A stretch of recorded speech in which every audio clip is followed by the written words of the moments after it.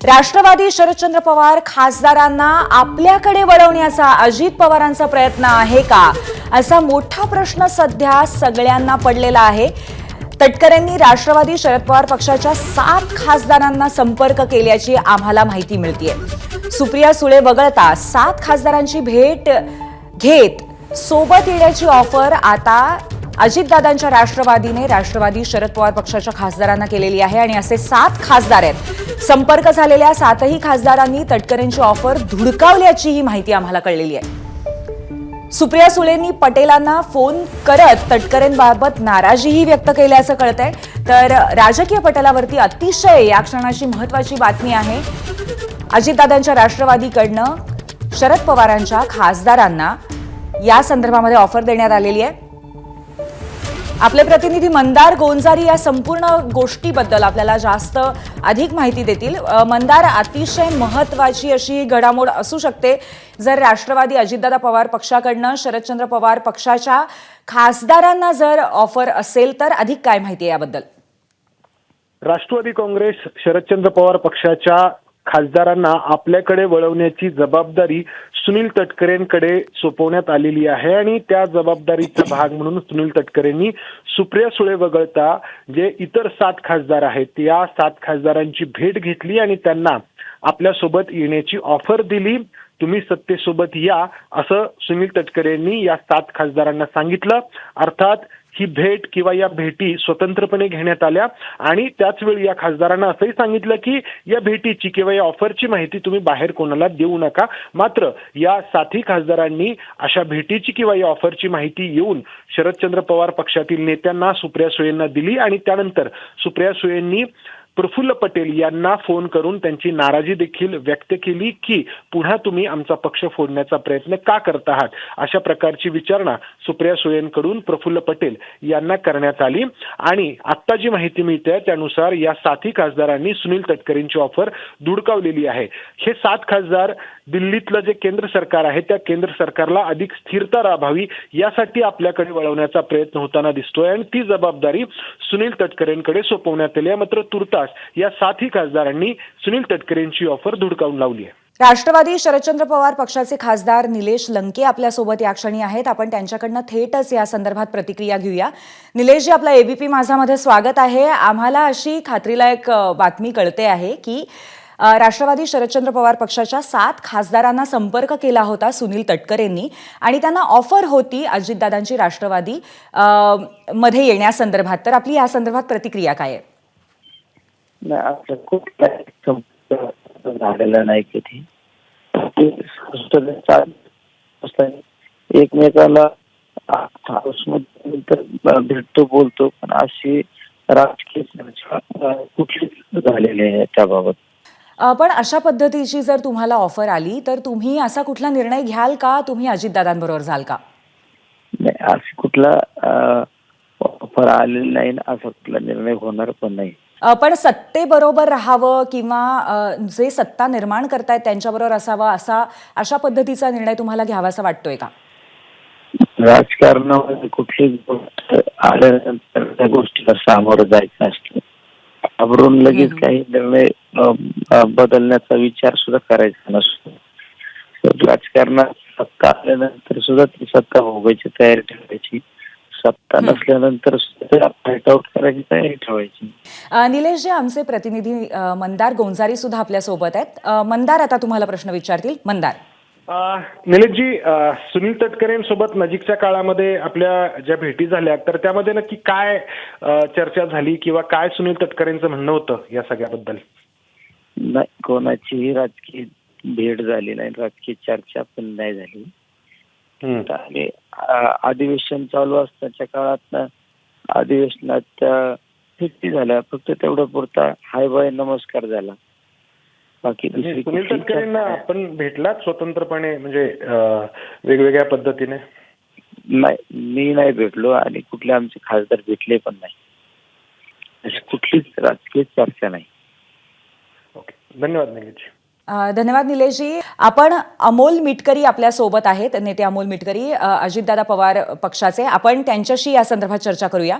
अमोलजी, आपलं स्वागत आहे एबीपी माझामध्ये. जी बातमी आम्हाला कळतीये त्याप्रमाणे 7 खासदारांना अजितदादांच्या आपल्या पक्षाकडनं ऑफर देण्यात आलेली होती आणि या संदर्भामध्ये आपण काय अधिक माहिती देऊ शकता? आपली प्रतिक्रिया काय?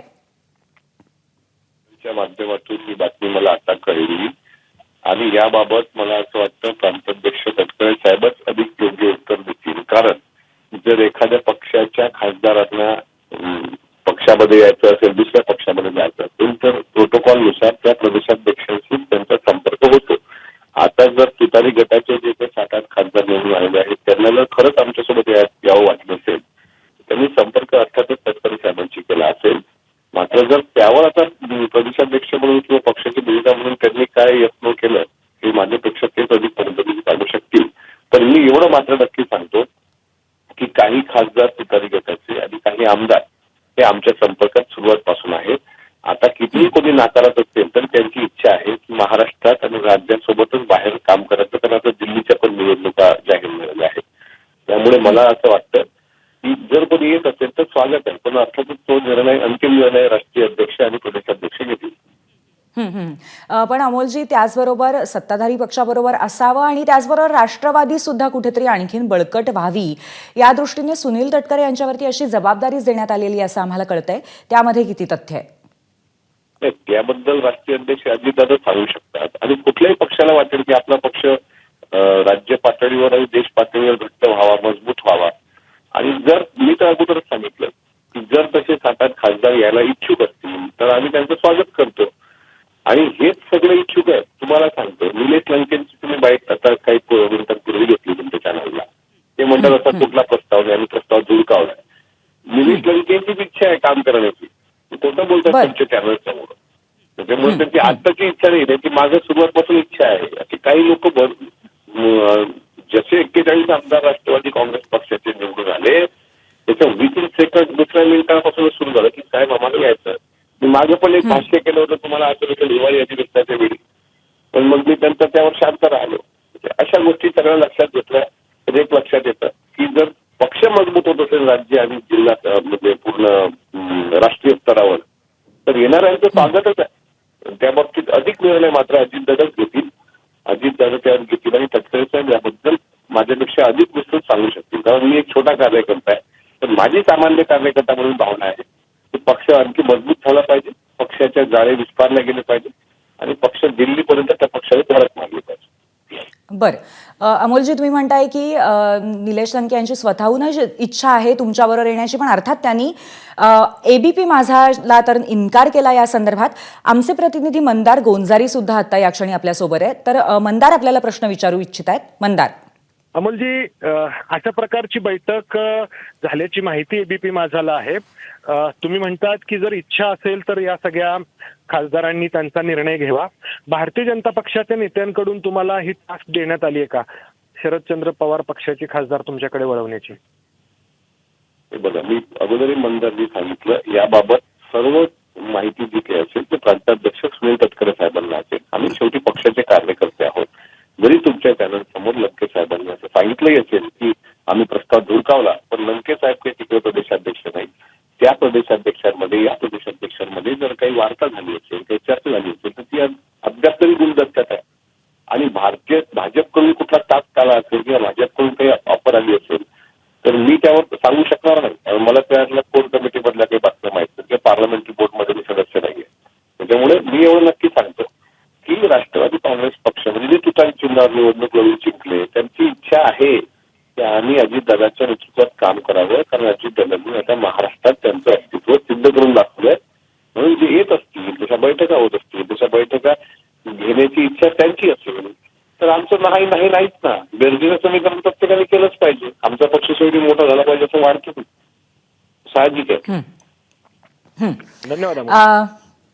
धन्यवाद अमोलजी, आपण आमच्याशी संवाद साधला त्याबद्दल आणि याबद्दल माहिती दिली त्याबद्दल. धन्यवाद मंदार, आपण सुद्धा ही माहिती आम्हाला दिली त्याबद्दल. तर राष्ट्रवादी शरद पवार पक्षाच्या खासदारांना आपल्याकडे वळवण्याची जबाबदारी सुनील तटकरे यांच्याकडे देण्यात आलेली आहे आणि त्या संदर्भात त्यांनी संपर्क सुद्धा खासदारांना केला आणि त्यांच्या भेटीगाठी झाल्या. अर्थात आता या संदर्भामध्ये पुढे काय घडतंय हे बघणं महत्त्वाचं ठरेल, कारण 7 खासदार जर शरद पवार पक्षाचे राष्ट्रवादीमध्ये आले तर अजितदादांच्या राष्ट्रवादीला प्रचंड बळकटी मिळेल आणि त्याचबरोबर महायुतीला सुद्धा बळकटी मिळेल.